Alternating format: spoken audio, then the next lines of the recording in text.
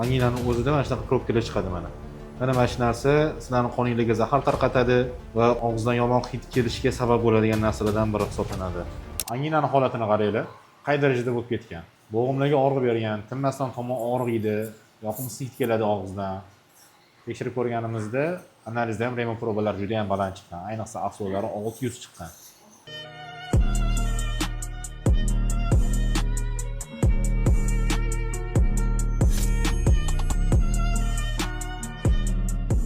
Mana ko'rishinglar mumkin, anginani o'rnini juda ham chandiqlashib ketgan ekan. Bunaqa holat kamdan kam uchraydi.